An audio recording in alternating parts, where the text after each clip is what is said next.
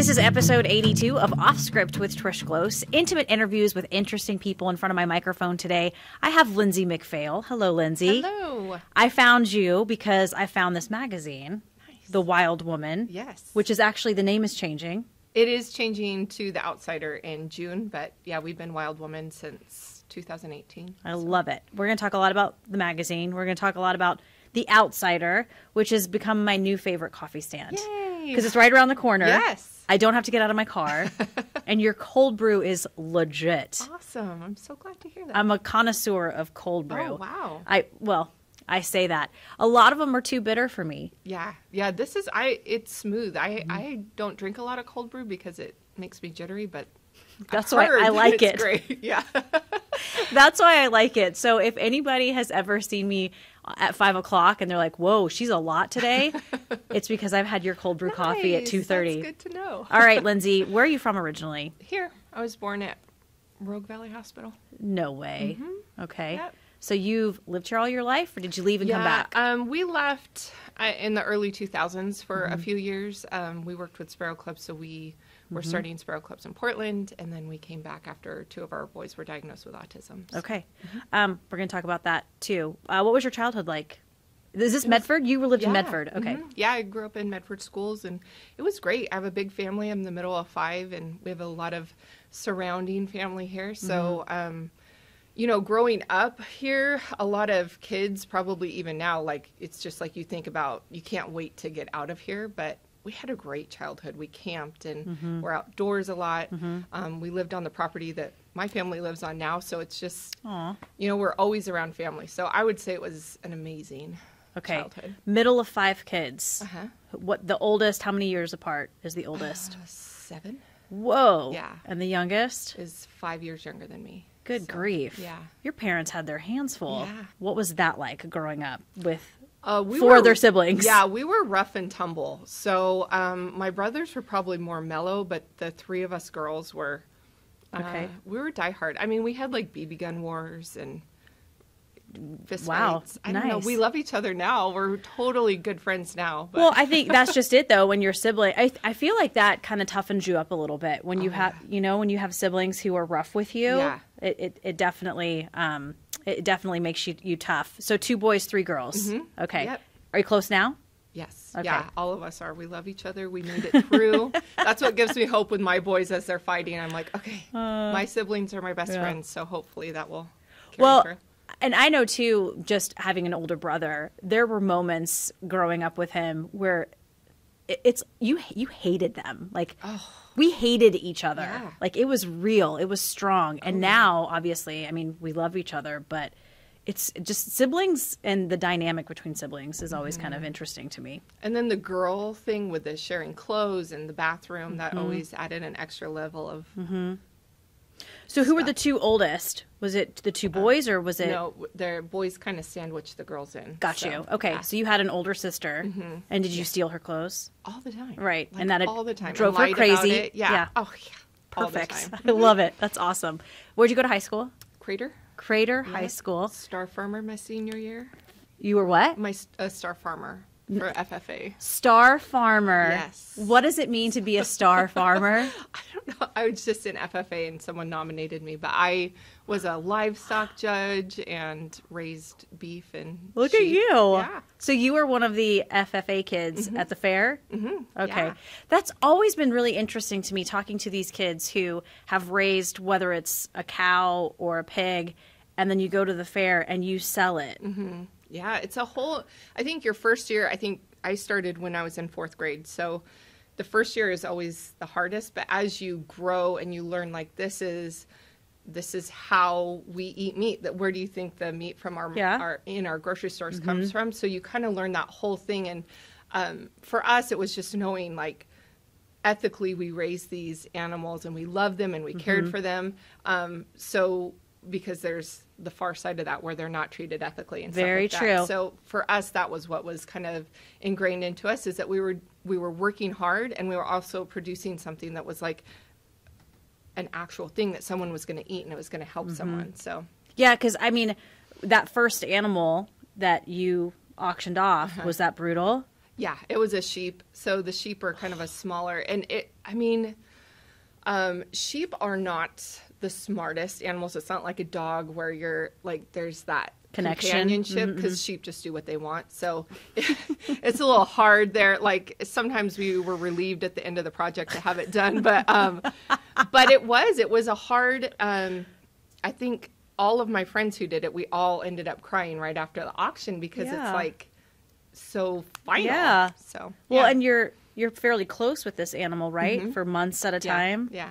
Okay. I've always wondered that. And these kids are amazing, and they take, it's a huge responsibility. Yes. And so at the end of it, it's admirable. I've always wondered that, though, if it's really hard for the kiddos. It is, until you get into the mindset of, if I'm doing this, I'm learning about food production and agriculture. And so we're not doing it to make a fluffy fringe. You're doing it because you're interested in that industry. And I feel like I did sports and lots of leadership activities, but that was the thing I feel like that set me apart of knowing that I wanted to be a leader, knowing that I could do hard things, because it wasn't just hard in terms of the emotional, like, man, I have to give this thing up. But, you know, you're out feeding at 5 in the morning and 5 at night, no matter what the weather is. And on your summer break, you have to sacrifice a lot to do that. So my hope is that one of my boys will want to do that. But so far, none of them are really into animals. Yeah. So, You may have said this, did you grow up on a farm? I did. We grew up back and forth between town and the property we live on now. Okay. But I kept it at a friend's house in Central Point. Gotcha. So, okay. So in high school, who was your crew? I didn't have a crew. I mean, I was in FFA, but I kind of was just friends with everyone. I also worked 40 hours a week most of my high school. So what? You worked 40 hours a week? Between 30 and 40, yeah. So I just Where'd you work in high school? Oh, I had a lot of jobs. I worked for a sign company, a bank, a delivery person, then always babysitting or... Yeah, that's a lot. Hauling hay. Yeah, it was good. I think I was programmed, like, just in my DNA. I like to be busy. I like to work. And so I was also always on the honor roll and stuff. So between FFA and school and work, I had friends, and I'm still friends with a lot of them, but I didn't just have one group of friends. Right. So, yeah. Hair flip a little bit. Honor roll, 40 hours a week. Yeah, working. but I think we all learn I think obviously part of my identity at that point was being an overachiever and the accolades you get from doing all that stuff. For sure. And I thought that's where my identity lied. So it's taken, a nice 20 years afterward to break that. I'm sure. My first job was at a Chili's restaurant. Oh, yeah. In Las Vegas. And I think I got hooked on working when I got my paycheck. And I didn't even make that much. I mean, I think it was probably even below minimum wage. But when you're 16, it's a lot of cash. Yeah. And it's awesome. And then even in college, I had 3 jobs at one point just because I wanted money. Yeah. Yeah. So. I know. I had a great wardrobe back then. So let's say that. That's awesome. What did you do after high school? I went to Chile for 6 months on a service mission and basically cleaned toilets and dug ditches for 6 months. Wow. And worked in an inner city soup kitchen, which was life-changing. Now, how did that come about? I just wanted to get out of here. And I had plans to go to college, but I wasn't really ready to go back to school. So my pastor had a friend in South America, and he hooked me up, and I was younger than a lot of the interns they would normally take. So, I spent 6 months in the outskirts of Santiago. Wow. And cleaning toilets? What toilets were you cleaning? You don't even want to know. It was all the toilets? Yeah, just at the church, and then I feel like they just looked at me as the toilet person because they're like, oh, there's a toilet, she will do it. So did a lot of sweeping. Anywhere there was a toilet, I feel like I cleaned it. Okay. All right. Yeah, it was good. Hard work. I will say this. There's something very satisfactory about cleaning a toilet. Yeah. A really disgusting toilet. Under the rim. That's a big one. When you clean that and you flush and you see all this stuff come out, it's sad for me at least. It's very satisfactory. Yeah, I think I was so this was right after high school, pre-kid, pre-anything. So I was more just like, just get it done. Just get it done. So. Right. And then you said you worked in an inner city soup kitchen. Mm-hmm. Okay. We served breakfast and lunch, and that, I'm trying not to cry because it was life-changing. How so? I was going to ask you. So I always wonder how much to share. Like, I grew up having, I had an eating disorder. So seeing these kids, like, just something switched in me. I'd been in therapy on and off just, to deal with it. And seeing these kids who had nothing, and they were so full of joy and literally filthy, and you can see stuff crawling in their hair, but and hungry. They were hungry, so they were at the soup kitchen twice a day, but just the most amazing kids. And I'm like, oh my word, I'm sitting here binging and purging, and they are just they just want this little, I don't even know what we were serving them, but they were so happy to have it. And something in my brain clicked at that moment, and I never struggled with it again. So wow. Yeah, it was truly, I don't know what it was, but it was just something in the combination of the kids and what we were doing that it just was like switch something in me. That experience potentially maybe saved your life. Oh, yeah. Yeah. It was in maybe physically, but definitely emotionally. I felt like that was the thing that set me on the trajectory to really start loving myself and kind of, grow just emotionally. So was it the comparison of like, here are these children, they're struggling, they have a lot less than I do. And they were so happy. So happy. Yeah, because, like eating disorders is, it's a little about the weight, but there's so much. There's so much happening up here. I've actually had 2 friends, very close friends, who struggled with bulimia. And it's so interesting because, watching them eat was one thing. And then after we found out that this existed within them, it was just like, whoa, light bulb. It's like everything makes sense now. And the binging part, I was shocked at how much they were eating. And I'm just going, this just doesn't make any sense to me.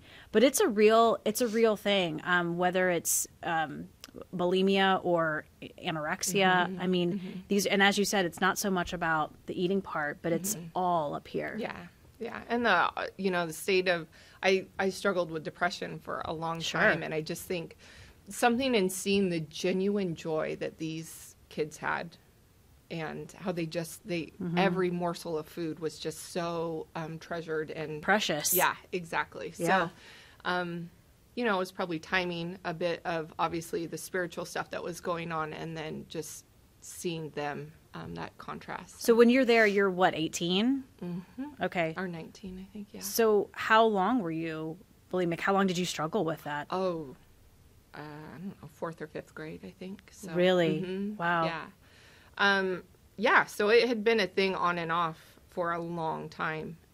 Like I said, I had been in therapy. I'd been on antidepressants. I think that was before they realized, the whole don't take antidepressant thing when you're a kid. But where do you think that came from?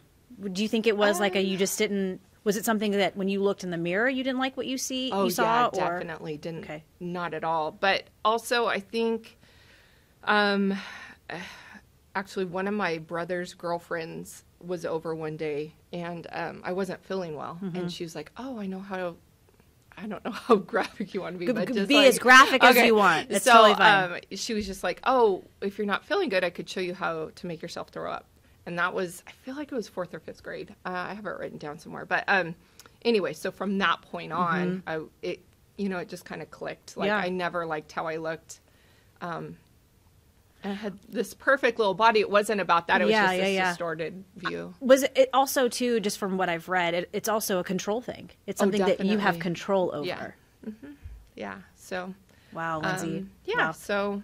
But at 18, when you're there, all of that changed? All of it. Like, I can honestly say from that day forward, when that click happened, like, I never, ever engaged in that. And not that I haven't, had self-deprecating thoughts or want to lose weight, but it's a whole different ball game than I really feel like it's almost a disease in your head. It is. Yeah. It is a disease. It absolutely, and it falls under mental health. Just the episode she was episode 80, Andrea Childreth, who wrote the book On the Edge about her daughter's struggle with mental health.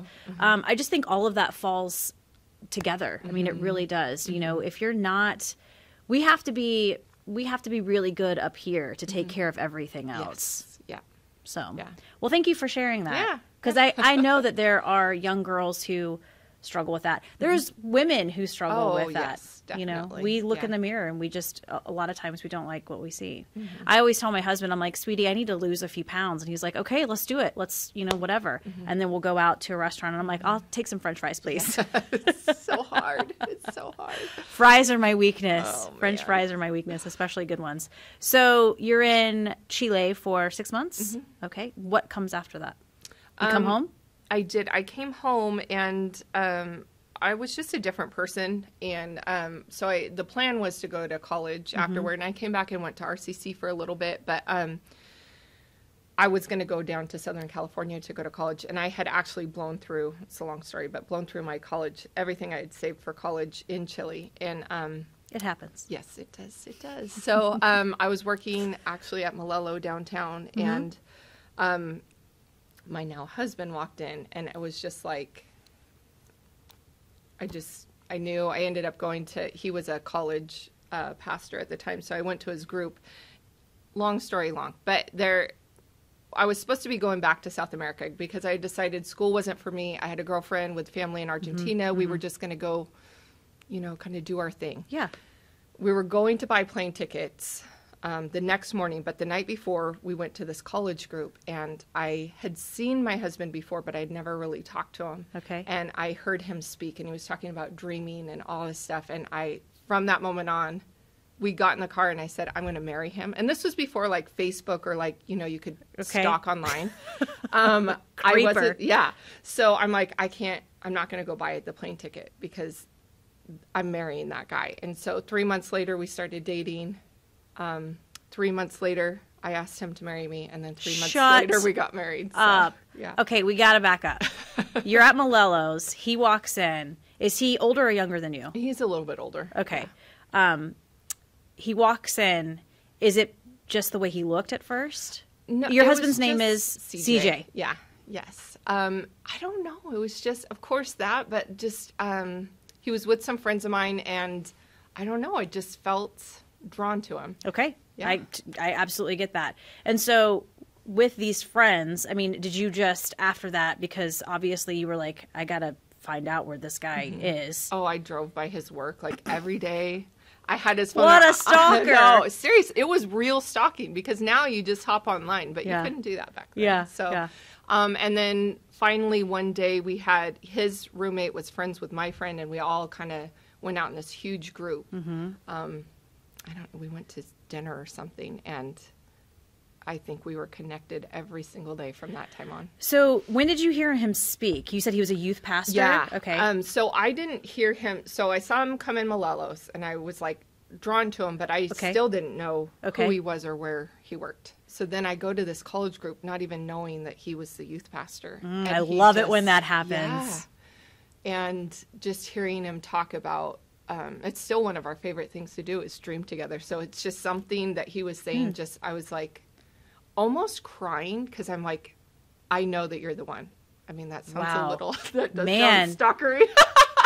It's okay. Hey, you're still together, right? Yes, 20 years. Exactly. So something, you were right about that. But he just kind of hit you in the gut, didn't he? Yeah. Yeah. Do you find that when, especially as a teenager or a young adult, when you run into someone, you run into your crush and you look really good, you're just like, I look really good today, and I ran into my crush. I don't think I ever just, that's what I think to our about. last conversation, like, I don't think I ever remember thinking I look good. I kind of slunked everywhere, but yes. I don't think it mattered because you were going to marry this guy no matter what. Exactly, yeah. So you were, and your friend were supposed to go to Argentina, and you just said, after you met CJ, you were just like, I'm not going. He probably didn't even know my name at that point, so.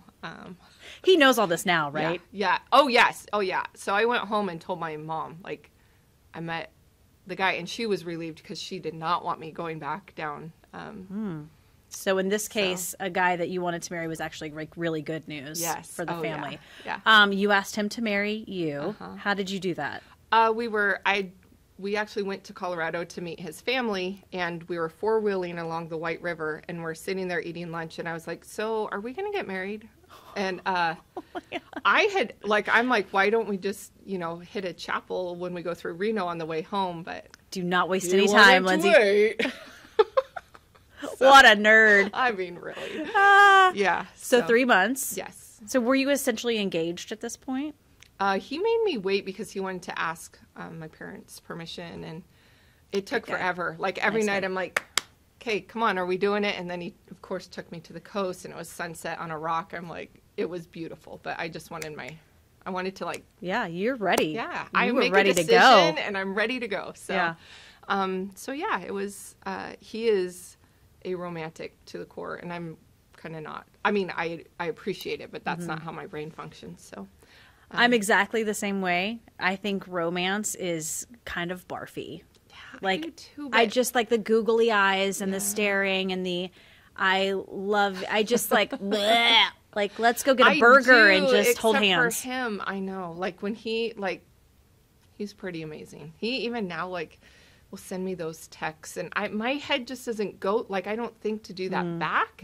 But I do appreciate how amazing he is. So okay, I'm gonna take back my last comment. I do appreciate when my husband tells me those things. Yes. That he's proud of me and that he thinks I'm the most beautiful woman on the planet. Like, I could listen to that all day long. Yes. But I think the like gushy romance stuff is just like a little barfy. Yeah. Oh, but I'm right there with you. I hear you. So I get that. I get that. You guys have been married for 20 years. When 19-ish. So you were married 2000. Okay. September 2000. Where'd you get married? Table Rock Fellowship. Had our reception down here. It was Red Lion. Now it's in at the Commons. I love it. Yeah. That's awesome. Yeah. When did you have your first kid? Not till 2005.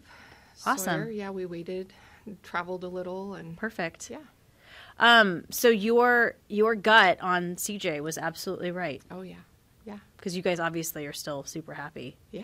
Okay. Yeah, he's pretty amazing. So, awesome. Yeah. So let's talk about 2011. Extreme Home Makeover, which I think a lot of people in this area, that's how they know you. Yeah. And your husband. Yeah. Yeah. And actually, let's back up just a wee bit. So CJ, and correct me if I'm wrong, you too, Sparrow Club. We got to talk about Sparrow Club. There's Sparrow Clubs across the country. So was this sort of like, I don't want to say the word franchise, but it was essentially starting the clubs here? Yeah. So they had one region in Central Oregon. Okay. And we fell in love with it because CJ was a youth pastor. We did a Sparrow Club in his youth group with 200 kids, and it wrecked them in the best way. It was insane. And so we went to Jeff Leland. At that time, he was the director, and we just said, like, we'll scrub toilets, we'll do whatever. Like, we just have to be really good at scrubbing toilets. Exactly. Yeah. So CJ started. I worked for a couple more years and wrote grants for my position, but CJ started, and with we had a board down here, and lots of people were instrumental in bringing it. We just got to kind of help lead the way. So for those who don't know what Sparrow Club is, explain it. It's kids helping kids in medical needs. So basically, a group of kids, like a school or a club, will adopt a local child with a debilitating disease or like a life-threatening illness. And then they do community service hours sponsored by a local business that raises money for the family. So it's service learning and character education for the kids doing the work. Yeah. And it's really so much support and love for the family, because we actually turned around and then were a Sparrow family after we left Sparrow Club. So we were on both sides of it, and it's pretty magical. And this could be anything from if there's outstanding bills, medical bills, or the child needs maybe a new wheelchair. Yeah. Or it can be like living expenses, mortgage. I think we paid our mortgage with it, groceries, anything like that, gas. And if you're a local reporter, I don't know how many times I've been on a Sparrow Club story. Yeah. Where the kids are doing a jogathon and they're raising money for their 4th grade schoolmates. Yeah. It's pretty sweet. It's amazing. Yeah. It's pretty sweet. Yeah, we love it. So you said you guys were a Sparrow family. How so? So we we grew Sparrow Clubs here, and then we left to go to Portland. And that was 2008. The bottom dropped out. Everyone in Sparrow Clubs was laid off, and we actually, we just decided to go ahead and move to a different career, which did not pan out, and we lost everything. So we had 3 boys at the time. One was a newborn. Our oldest son, Sawyer, had been diagnosed with autism, and we knew that our second son, Thatcher, was about to be. So we move home. We have nothing, no job. We're living with my parents. And Matt, who runs it now, was one of our great friends. We hired him, and he just asked if Sawyer would want to be a Sparrow for autism awareness. And so Hedrick Middle School adopted him, and it was awesome. Yeah. What did they do for him? They raised the I think at that point it was $2,560, which was actually really big for us, and we were able to pay our mortgage for our house in Portland and some groceries. But for him, and what they did as a family for us, was that it was just, we'd been asked to leave a lot of places because of Sawyer and his, at that point he just was so out of it. He wasn't himself. He was like a different person. So he was really violent and just a hard kid. Right. And people don't understand what's happening. So then to be embraced by this school, it was. You weren't alone. Exactly. Yeah.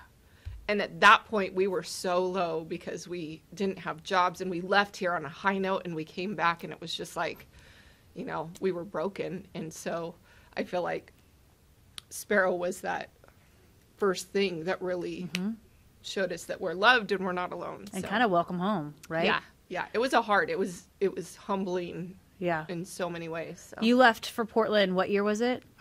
2008, I think you said? No, I think it was 2006. And you guys go up there to start Sparrow Clubs up there, but it just doesn't work out. Well, we started it, but then in 2008, when the economy hit, our national sponsors pulled out. Yeah. And so everyone was laid off, but we had a brand new baby and 2 other kids. And so we just thought, we're just going to try something new. And so that's when we parted ways with Sparrow on really great terms. Sure. But we just kind of moved on, and just one thing after another just didn't. Okay.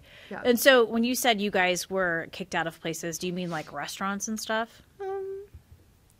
Maybe churches. Churches. That was going to be my next. That was going to be my next guess. It wasn't like you're not welcome here, but it was like, if you want to be here, you have to be with your son 24/7. Which he just had needs that they couldn't handle. But we were so hurting and broken, and we had no family. This was in Portland. I think it was like 3 churches. So yeah. And I'm assuming you are a fairly religious family. I don't think I'd say religious, but we love God, and but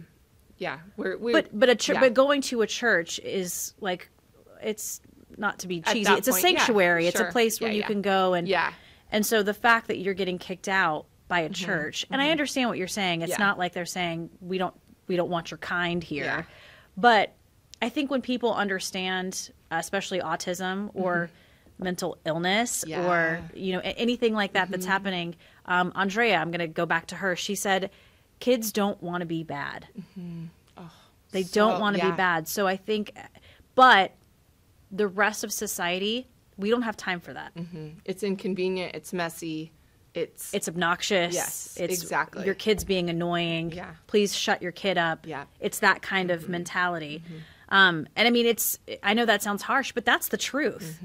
Oh yeah, totally. And then we came back here, and it was, this was our family. So we had people step up and say, hey, I'll just sit just one-on-one. So you and CJ can go in and just, it's amazing. And we have a great church family now. And I think a lot of, that was back before the explosion of special needs stuff. And so now a lot of churches are way more equipped to handle that.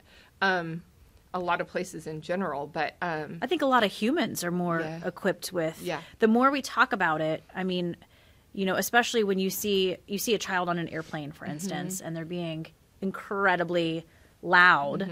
I think a lot of us, we instantly go, "Oh, great," and then it's that second coming back to it, go, "Oh, wait, maybe there's something going on." Yeah. So I always think there's something going on, whether adult or kid. I'm like, oh, she's on the spectrum. Oh, I think almost everybody's on the spectrum in I do some way, too. but, yeah. I agree. I absolutely agree with that. So, I mean, what a welcome home, obviously. You come back and Sparrow Club takes you in as a family. So all that love that you guys had been giving out to all those families is now coming back to you. Yeah. It was That's amazing. karma. Yeah, it was just like the house, like so amazing. There's not even words, but I truly for the first time realized what the word to be humbled meant. And it's like fighting the shame of the fact that we need this, but also so grateful for people who are just genuinely kind. It's hard to ask for help when you've never had to do it before. Yeah. It's really hard. It's really hard to go that. I think it's hard no matter how many times you have to ask for it, because it's saying in some fashion, like, I can't do this myself. And if you're a go-getter and someone who's very self-sufficient, it's like there's something wrong with me because I can't do this myself. But we weren't designed to do it all ourselves. So. Do you think there's a feeling of failure there too? Oh, yeah, and shame and all that stuff. But I think, you know, we've hit the bottom so many times and popped back up that it's actually a blessing, because I've been able to deal with the lies and the shame and all of that garbage that comes with, it's okay, you're not bad because you have to ask for help or you're in a place where you need it. So. Right. Absolutely. Yeah. So this is probably now a good time to talk about Extreme Home Makeover. Sure. Were you guys nominated? How does that work? Matt, so the same guy who runs Sparrow Clubs, we had worked with ABC Extreme Makeover in Corvallis with one of our sparrows there. So they had already done a sparrow show. And so they had contacted Matt, who was the director at that, or he still is, and said, hey, we want to do a show in Southern Oregon. Do you have a sparrow family? And so we were one of the names that Matt gave him. Perfect. And we had to do, it was like all summer. It felt like a 40-hour-a-week job. Like they had to have all of our financials and taxes and medical records and interviews and know about all of our family. There's so much that you don't realize goes into I'm sure. the process. Is part of it too, they want to make sure whatever home they build for this family that you guys can keep the home afterwards, like pay the taxes on it? That became a thing. Because by that point, we had been out of work, but by that point, my husband had a really good job with Asante. And so I remember talking to one of the producers, and she said, if we didn't have that job, we probably wouldn't have been in the running, because it makes them look really bad when you lose your house. Have this big, beautiful home, and the family can't afford to stay in it. Yeah, for sure. Which then on the back end, we had people saying, but he has a good job, they don't deserve it. But you don't see all the behind the scenes stuff that goes into it. So. Exactly. That makes me roll my eyes.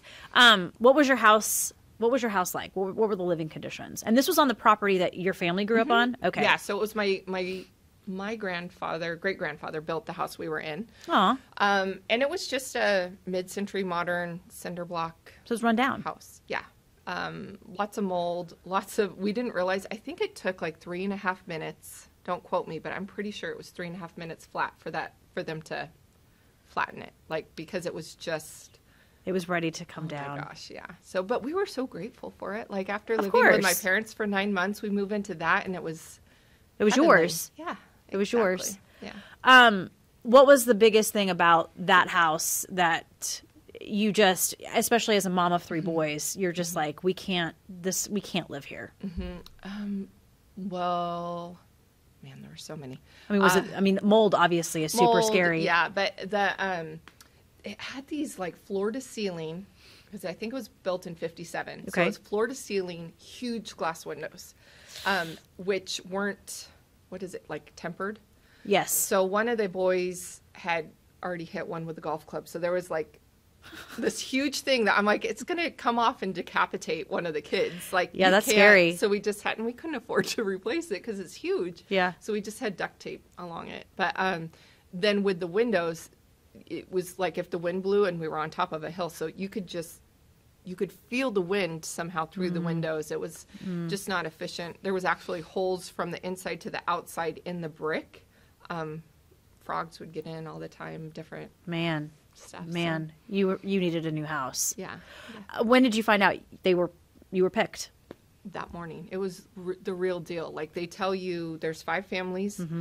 If you hear a door knock, then you're the one chosen. So we had been sitting for like an hour, all of us in the back bedroom. They just hanging out. Yeah, they tape off all the windows and they say, we do this to all 5 families. Well, we found out later there's not really 5 families. Like, they knew we were the ones. Sneaky. Yeah. So we heard a knock on the door, and we thought one of the producers came in and said, one of your family members is here. You have to tell them to go away because it could be whatever. So I ran out, and the door knock was Ty. So it's like, it's truly... They really surprise you. Yeah.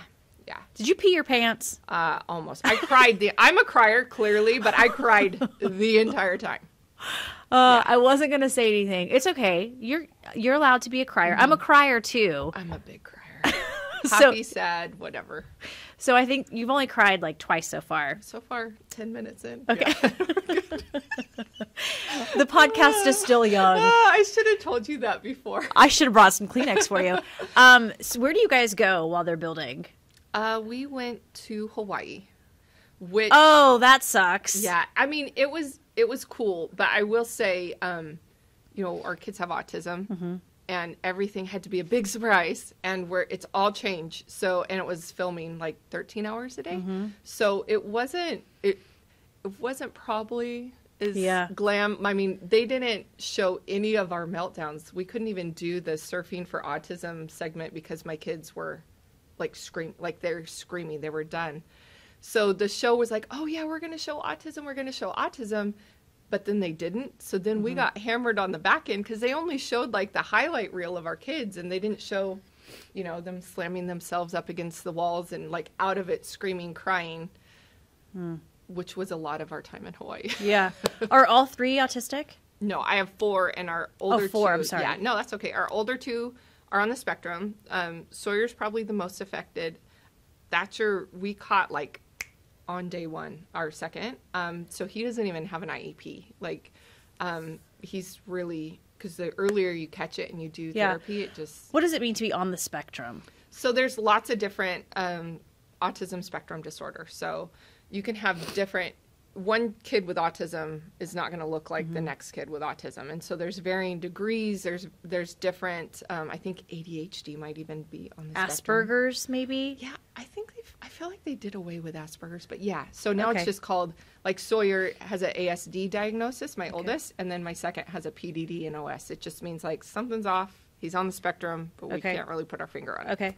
So, a pervasive developmental disorder. And Thatcher, you caught day 1. What do you do to... We had already been doing therapy with Sawyer. Okay. Because Sawyer had just been diagnosed not too long before that. Okay. And so it's just like diet, therapy, site cards. Diet? Like we just, a lot of families, this isn't across the board, but like you take out casein and gluten, dyes. And for our kids, it was something that worked. So, so Thatcher was fully talking and everything, and then just boom, the next day. Wasn't. No words and crying like all day, every day. What do you do? What do you do as a mama when that happens? Honestly, I was suicidal, and I don't like say that lightly. I was just like, every night I would go to bed and I would just be like, I can't do 5 more minutes of this. So I don't know how I'm going to do the rest of my life. So my oldest, Sawyer, at the time, he doesn't like it when we talk about this because he's such a different kid now. He's so amazing, but he just wasn't there. Yeah. And so we had a newborn, and he'd pick our newborn up and throw him. Like, he didn't see people as people. So I have this little boy biting himself or biting other people till he bleeds or banging his head, and then the other Thatcher, like, just crying all day, every day. So in the midst of that is when we moved home. So then my parents got to experience the joy. I can't even imagine that stress. It was, but it's amazing we made it through, and they're so, like, the fact, I always thought, the fact that we came out of it and both of my boys can look at me and say, I love you, and they'll hug me. Like, that's something that lots of mamas with kids on the spectrum don't get to experience. And so they're so amazing. Your younger two? Our youngest does not have autism. On an MRI, it shows that he actually has cerebral palsy, but he has no, nothing like physical. You would never know. So he's in school. He's a first grader. So, yeah. Yay. That's amazing. Yeah. So as far as therapy goes, is it just like a lot of like speech therapy, or is it like learning type therapy? Well, we don't really do therapy anymore, but back in the day, we did speech therapy, occupational therapy, and then at home you have like, because communication is really hard, so we have picture cards and schedules and very regimented in how we present things and how we transition. Structure. Yes. And I remember just a couple summers ago, Sawyer, my oldest, said, "Hey, Mom, it's like I don't have autism anymore." And I thought that was funny because our whole lives are set up to kind of cater, so he wouldn't know. Like, he just thought this is how everyone's life is. So, like, oh, buddy. But he's spectacular. He's a freshman at North now, so. That's amazing. Yeah. You have a freshman and a first grader? Yeah. Lindsay, you have your hands full. And a magazine and a coffee stand. Yeah. So let's get back to the show. Did you wish, or do you wish now, looking back, that they would have shown some of those things? Yeah. I mean, not even just because people were horrible afterward, but just to get the real life picture. Like, hey, this family has 2 kids with autism, and we just sent them across the ocean. Like, let's talk about what that means for a family with autism, because we don't go on vacation. I mean, we didn't at that point. Getting on an airplane, right? Oh, Thatcher screamed 6 hours. It was a red-eye flight. He screamed 6 hours. We were that family. You were that family. Poor Thatcher. So, but all of this, the noises that come about, like when the pilot comes on and the dings and the wearing the seatbelt. Moving transition. It's surprise. You know, it's like, with the show, everything's a surprise because they want to, like, and now we're doing this surprise, but that doesn't translate to happy kids. You would think that they would know that, though. You know, I think they were doing the best they could to produce the show that they thought viewers wanted to see, but also, I mean, they were truly the family producers that we got to work with were amazing people. Yeah. So we made some lifelong friends. It's the name of the game. I get it. Well, it's all about. I mean, it really is all about the ratings. Yeah. It really is. And we came home. On our way home, I was pretty frustrated because they had asked us to do some stuff as Thatcher was throwing himself against the wall. I'm like, I can't go to this shoot. And they said, basically, we're building you a house. You will go to this shoot. We don't care what your kid's doing. So I came home like Mama Bear, like I was going to have it out. But honestly, okay, so that was ABC. That wasn't our community. That wasn't anything. I hear you. It's okay. It is ABC. Sorry. No. Okay, that was the TV station. Anyway, it is ABC. Okay, Extreme Home Makeover is on ABC. Know, but I shouldn't have called them out like that. Anyway, they're great people. Not all of them, Lindsay. Okay, Not all of them. Okay. You're fine. So Keep the going. point is, I come home and you're I'm adorable, by the way. I was so mad, and CJ, like, he was like that nervous, like, babe, you're okay. Babe, you're okay. Don't say anything. Because I was going to say, this is... we do appreciate everything, but not at the expense of our kids, you know, throwing himself against a wall. It was just too much, which that was everyday life, but it was just, you know, too much. So it is too much. But we get home. I'm going to cry again. Sorry. But we pull in the limousine, and it's like 110 outside, and there's hundreds of people, of our people. I remember the people here, just cheering for us. We were live streaming it when this happened, and I could not believe the amount of people, and it was in the dead middle of summer. It's so hot. And I'm just going to back up for a hot second. I really do wish, I understand the show. I absolutely understand it, but I do wish we could have seen those real family dynamics, because if I'm watching a kid do what you've said your kids used to do, that would really open my eyes to what this is. But I think we say that, but do millions of viewers actually want to see that? They don't. So, and that's what they knew that I, you know. Didn't know at the time. Exactly. So we're so overly grateful. It was just that I think I had like 3 or 4 meltdowns myself because it's so overstimulating. It's not anything you would ever dream of. Right. So it's this fantastic, crazy thing, but there's also so many emotions going on. Sure. But then it's like winning the lottery. I mean, you know, you just don't expect, like, no one wants to hear you complain about winning $1 million. Yeah. And that's not it's truly not a complaint. But I know what yes. I know what you're saying. Yeah. I know where you're coming from. It's this idea of like, they just built you a house. And it's like, but understand that there's a lot of stress that comes from that. So you pull up in the limo, all your kids are in the limo with you, your husband, you see all these people, you start crying. Of course. Shocking. And they pull you out and they make you wait for a while because it's whole like build up. Yeah. When you finally see the house. I mean, there really aren't words. Like, it was just mind blowing. It's better than anything I ever even imagined. Like, I feel like the people who did it, like, truly cared about us, and they cared about what our family needed and wanted. And it's just like monumental generosity. Yeah. Yeah. They actually told me, because I just kept hitting my, just every room I walked into, I was just like, oh my gosh, oh my gosh. And they're like, could you stop hitting your chest because your mic's under me? Yeah. Oh, but it was that big for you. Yeah. It was that big. How's the house now? So awesome. Is it? Like,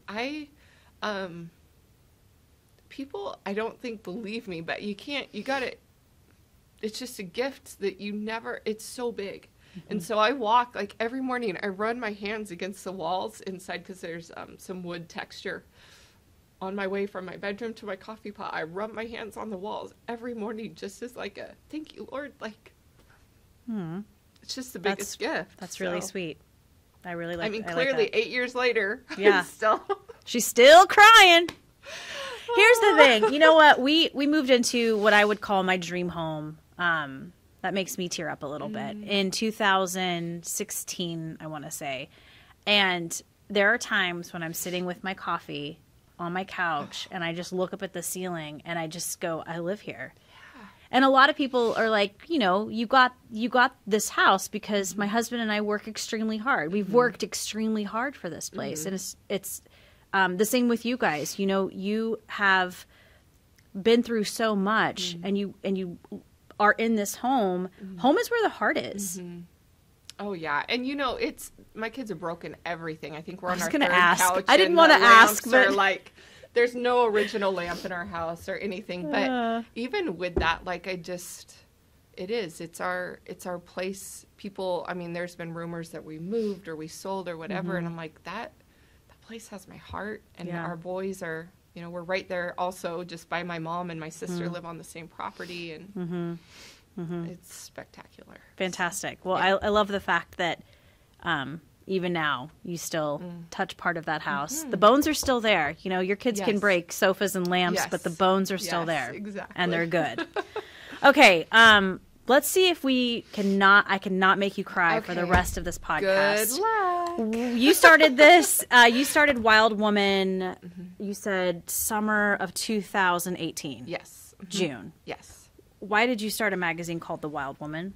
Well, my mom and I and my friend Jenna, who all do it together, we had been talking about it like forever. And, you know, kind of like when I asked CJ to marry me, it was like, okay, nope, we're doing it, and we're doing it now. And it was the worst time because... Perfect. Yes. My mom and I we sold, actually, Barnstormer's Vintage Fair. So it was... Yeah. The first one was kind of a build-up to the show. And so we were just featuring women doing amazing things in that genre of, like, old stuff and building stuff and risking. And so that's kind of the first one. That's why it came out. And then we just decided, hey, it really was received well, and it was beautiful. It just turned out so much better than we ever thought. The magazine? Yeah, Why a magazine? Well, so Jenna and I had both written books, and we just love to be creative, and we thought, like, a magazine's something that you can, it's not as big of a commitment as a book. Like, you can sit down and just read it all in one sitting. And I feel like this is for me. So, you know, my past, you know, coming from having an eating disorder, I still don't actually pick up a lot of magazines because I can't, it was too much. Like, looking at the pictures? Yes. So, magazines were never my thing. And I thought, what if we could make a magazine that when you sit down and you read it, you actually feel kind of inspired and encouraged to go out and follow your dreams instead of like taking away or making you feel less than, that it would make you feel like, oh my gosh, this woman is an ordinary woman. And if she can do it, I can do it too. And so that was our heart. And so we have several local women that we feature, but also some people from around the country that we featured. And Okay. yeah. And the name is changing. Yes. So to The Outsider? Yes, because this has been amazing. But, you know, I own the coffee stand with my husband, and I have 4 boys, and there's so many amazing men and women in our community. And so basically the idea is still going to be the same. It's a storytelling magazine talking about women and men who are just ordinary people who are doing extraordinary things. Okay. And so we just thought, why not brand it under the coffee? That's our heart with the coffee anyway, is to love people and to tell their stories. So I love it. yeah. I love telling people's stories. Hence Yes. this. Yes. And I love, I think there's different points of it too. When you tell someone the story, you never know what piece of their story could potentially help someone else. Exactly. It's when you can have that moment where you're like, oh my gosh, me too. Like when you hear someone say something. Oh, for sure. There's power in knowing that you're not alone. For sure. For So. sure. When did you start the coffee stand? It's been, I think, it was August. I feel when like we it's opened. new. Yeah. Oh yeah, it's like 4 months old. And I'm assuming you like coffee. We love coffee. We actually built a roastery onto our house. So my husband Did you? roasts. Yeah. So my husband had a really, really good paying job, and he quit. And Why did he quit? Because we want to be just all out for Outsider. So he's roasting and for the stand, and I'm working in the stand in the mornings, and we have an amazing team. So.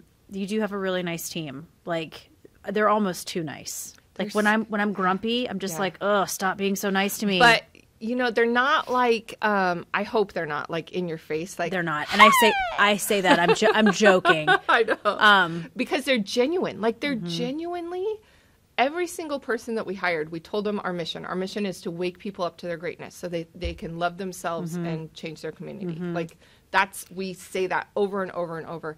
And they, I feel like, joined us because they love the mission. Yeah. So they're some of my very favorite people. As long as when I pull up to a coffee stand, as long as no one looks at me and they just go, "How you doing, bro?"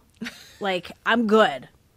I'm good. Just please don't call me bro, and then everything is fine. Because I'm genuinely a very happy. I'm happy and pretty much nice 98% of the time. Yes. So I totally feed off that energy. Just don't call me bro. Yeah. That's all I ask. I got you. I would add ma'am to that. Like, please Oh, don't really? call me ma'am. Yeah. We're not in the South, and I feel like. See, I am Southern. Oh, you are. So it's not offensive to you. I don't find it offensive because it was ingrained in me. Everyone is yes, ma'am, no, sir. Okay. Like that's just, if you didn't say that, you were in big trouble. Wow. You were being disrespectful. So when I see, when someone says that to me, I just kind of go, that's the way they were taught. And so I think that's really sweet. I should probably get behind that because I'm like, let me tell you. Yeah. And I've had people who have worked here, and this was like 2 years ago, and they said, yes, ma'am. And I was like, hey, homie, we're coworkers. Yes. You don't have to call me ma'am. I appreciate it. I know where it's coming from. But don't call me ma'am, please. Or in I will this setting. throat punch you. I will throat punch you. Yes.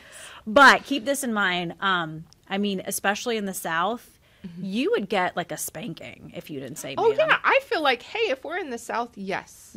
But please you call me miss. It they makes will me feel so good. Like when if you're at you- the store and they're like, hey, miss. I'm like, I love you. Yeah. Thank you. Or even better, when you go somewhere and they're like, I'm going to need to see your ID. Oh, And yeah. I'm like, hallelujah. Yes. Yes. I will show you my ID all day Yes, long. Exactly. But I will say this, if you ever visit the South, they will ma'am it up Okay. all day long. I'll and you prepare just myself. have to, you just have to like, it's a good thing, but just keep this in mind. It is a sign of disrespect if a kid does not say that. Yeah. So That's crazy. I know. Okay. I'll prep. I know, before but I it go. does. But anytime like a 14-year-old says like, yes, ma'am, I'm just like, what? That's my mama. Yeah. That is not me. Exactly. That is not me. So where do you get your beans from?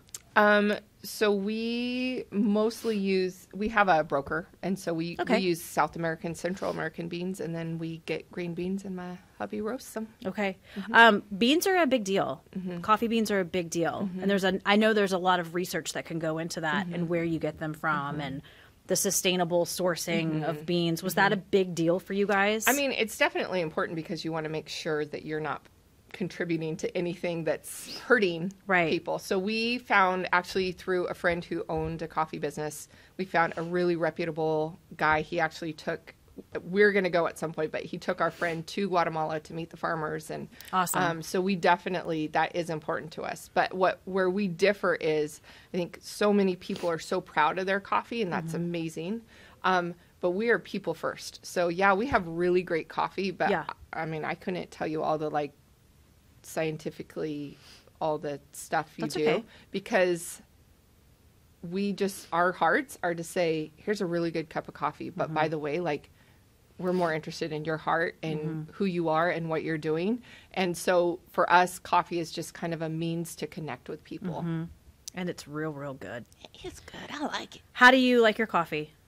I am a 6-shot girl. I just like 6 shots, but I'm trying to 6 shots? That. Yeah. And once a day, 6 shots? Or I'm trying to cut down to that. I would do 6 shots, and then somebody, if they ordered an extra shot and there was just one lonely shot sitting there, I would take it. But I got to stop. So you need to stop. I'm worried about your heart. Yeah. So yeah. Otherwise, I'm a Americano. I just like an Americano. Okay. I'm boring. No milk, no cream, no sugar. I mean, I would take some half and half from time to time, but no. Yeah, I'm boring. No, that's not boring. Our coffee in the morning is just a good coffee with heavy cream, and that's how I drink it. Yeah, and then I'm a cold brew girl with nothing in it, just black cold brew. Oh yeah, so you do know. I do know. It's that feeling about an hour after you've had half of your cold brew, and you're just like, I'm on top of the world. I can do anything. I can do anything. It's our crack. Yeah, it is our crack.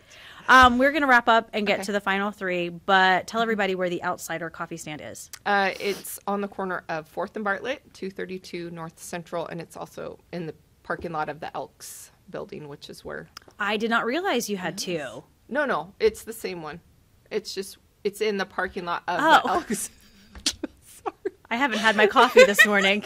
So sorry. So it's in the parking lot of the Elks building, which is on of 4th and Bartlett. No, it's Central. It's 4th and Central. I should know we've only been in business 4 months. I'll learn my address at some point. It's okay. And open when? What are your hours? 6 to 6. 6 to 6. Okay. And then when can we see this magazine come out as The Outsider? I'm saying June. Okay. I'm going to hold you to it. We've just recorded that. Woo. Yeah. That has been recorded in June. And this is quarterly? Okay. Yep. Well, nice job on all of this. Thank you for sharing your stories with me. Yeah, thanks for listening to me cry. It's any day. It's important. It's important stuff, right? Let's get to the final 3. Okay. Best advice you've ever been given. My mom told me one time when I was complaining about someone who had hurt my feelings and I was feeling justified in not being kind back. She said, Lindsay, shut up and love. And so that's kind of what I carry, and I feel like it shaped so much of what we do, is to just shut up and love people. Dang, that's good, Mom. Yeah, she's awesome. That's brutal. It's a little very strong, yes, very abrupt, but also very, very sweet and very kind. Yep. Yeah. If you ever left this place, Southern Oregon, what would bring you back here? What would you miss the most? I mean, truly, I would say this even without having a house built by our community, but we live in the best community. The people here, they have the most incredible stories, and the way that they love each other and support each other, and they want the valley to be special. I'm just learning that more and more and more. And so I would miss the community, but also just the mountains, Lake of the Woods. Oh, man. Lake of the Woods. It weirds me out when I'm ever in a place that doesn't have mountains. I know. I just feel I feel a little unsafe. No, thanks. Final meal, final drink. What would that look like? Pizza. Pizza's... What kind of pizza? My love language. I don't know. Anything from Kaleidoscope, but really just the bread and the cheese. Yeah, baby. And then probably a glass of wine. I mean, there's so many great wineries around here. There really are. Yeah. Any coffee that day? Oh, coffee. Oh, shoot. I should have probably said coffee. You'd probably, on your final day, I could see you probably wake up with your 6 shots. Yes. And then just pizza. Pizza all day. Pizza and wine. Yep. Wash it down with wine. Yeah. That is a perfect Friday night, in my opinion. I think so. You've been a lot of fun. Thanks for being here. I think you hold the record for the most moments of crying. I love it. I love it. You just put your heart out there. It is definitely out there. Good. So, yeah. Good. I think that's a good way to live. All right, Lindsay McPhail, if you are listening to this podcast on Apple's podcast app and you like it, please subscribe, rate, and review. It helps other people find us. We're also on Stitcher and Google Play and on YouTube. Speaking of video version, you can find the video portion of this at ktvl.com. Just click on features. Once again, Lindsay McPhail, thank you so much for being here. Thank you for having me.